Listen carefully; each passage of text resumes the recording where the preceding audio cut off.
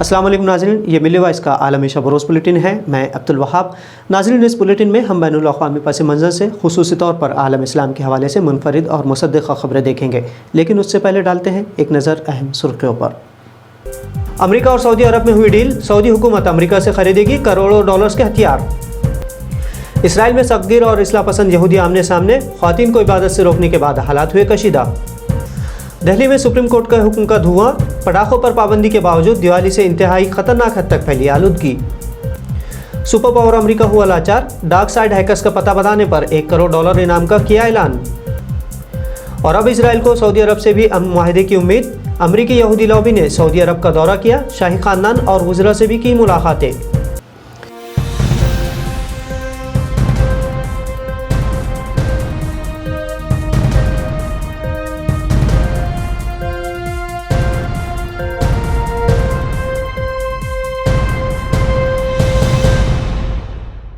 अमरीकी महकमा ख़ारजा ने इस सौदे को इसलिए मंजूर किया है ताकि मौजूदा और मुस्तक़बिल के ख़तरात से निमटने में रियासी मदद की जा सके। बाज़ अमरीकी हलकों ने सऊदी अरब के साथ मिसाइलों के इस सौदे पर एतराज़ किया है, लेकिन अमरीकी वज़ारत ख़ारजा ने अपने मुतादिद ट्वीट्स में इसका ये कहकर दिफा किया कि यह हथियार ज़मीनी हमले के लिए नहीं है और ये मिसाइल सिर्फ फ़िज़ाई दिफा के लिए है। बाज़ सियासतदान इस डील को सऊदी अरब के जमाल खशोगी क़त्ल मामले में अमरीका से साज़बाज़ करने का इल्ज़ाम भी आयद कर रहे हैं।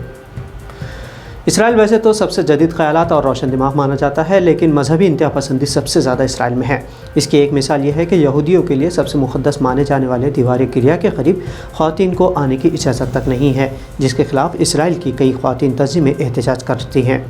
साबिक़ा कट्टर सेहूनी हुक्मरान जमातों ने ख़वातीन को दीवार गिरिया के करीब तौरात पढ़ने की मुखालिफत की थी, जिसके ख़िलाफ़ जुमा को इसराइली ख़वातीन की एक तंजीम वीमेन ऑफ द वॉल ने एक पुरज़ोर मुज़ाहिरा किया। चूँकि मौजूदा इसराइली हुकूमत साबिक़ा जमातों से थोड़ी रोशन ख़याल है और ख़वातीन की इस तहरीक में नई पार्लिमान के एक रुकन जो इस्लाह पसंद राबी है, उसने ख़वातीन के हक़ में एहतजाज किया, जिससे ये सख्त अक़ीदे के यहूदी मजहबी क़ायदीन नाराज़ हो गए और उन्होंने भी एहतजाज शुरू कर दिया। सुप्रीम कोर्ट के हुक्म के बावजूद दिल्ली में दिवाली के दौरान पटाखे जलाने से दिल्ली जुमा के सुबह शदीद स्मोक की लपेट में आ गई। दिवाली के मौके पर पटाखों की वजह से आलूदगी फैली और आज सुबह हवा में नुकसानदा PM 2.5 पार्टिकल्स की तादाद औसतन 400 से भी ज़ायद हो गई, जो कि आलमी इदारे सेहत की जानिब से मुकर्रर करदा हद से 15 गुना ज़्यादा है। हालांकि सुप्रीम कोर्ट ने दिल्ली में पटाखों की फ़रोख्त पर पाबंदी आयद कर रखी है और हुक्काम ने आवाम से अपील की थी कि वो इस बार दिवाली बम पटाखों के बगैर मनाएं, लेकिन इंतहा पसंदी के सबब सुप्रीम कोर्ट के अहकामात को भी धुआं कर दिया गया। आपको बता दें कि फ़ज़ाई आलूदगी के एतबार से दुनिया के सबसे आलूदा 30 शहरों में से 22 भारत में हैं। हैकर्स ग्रुप डार्क साइड से तंग आकर सुपर पावर माने जाने वाले अमेरिका ने इस हैकर ग्रुप के अहम जिम्मेदारों या लोकेशन की मालूमात देने वालों को $1 करोड़ बतौर इनाम देने का ऐलान किया है। मई में मुल्क पर होने वाले साइबर हमलों के लिए इसी ग्रुप को जिम्मेदार करार दिया गया है। अमरीकी महकमा ख़ारजा ने तावान वसूल करने के लिए साइबर हमला करने वाले ग्रुप डार्क साइड का लोकेशन या उसके अहम जिम्मेदारों में से किसी का पता बताने या निशानदही करने वालों को $1 करोड़ तक इनाम देने का ऐलान किया है। अमरीकी तफ्तीशी इदारे FBI का कहना है कि यह ग्रुप रूस से अपनी सरगर्मियाँ अंजाम देता है। FBI का कहना है कि डार्क साइड ने ही मई में अमरीकी तेल पाइपलाइन को साइबर हमले का निशाना बनाया था, जिसकी वजह से अमरीका के जुनूब मशरक़ी हिस्से में तेल की सबसे बड़ी पाइपलाइन बंद हो गई थी। पाइपलाइन बंद होने के बाद गैस की कीमतें बढ़ गई थी, जिससे अमरीकी आवाम घबराहट का शिकार हुई थी और बड़ी मिक़दार में तेल खरीदने के सबब मकामी तौर पर ईंधन की किल्लत पैदा हो गई थी। यूरोपीय यूनियन गुज़श्ता कई माह से मुसलसल अंदरूनी तौर पर टूट फूट की शिकार है। कई यूरोपीय ममालिक आपस में दस्तो गिरेबा है। बरतानिया के ब्रेग्जिट के बाद के हालात मुख्तलिफ है, जिसके सबब यूरोपीय यूनियन ने बरतानिया को खबरदार किया है कि शुमाली आयरलैंड को तंग करने की सूरत में बरतानिया को संगीन नताइज का सामना करना पड़ेगा।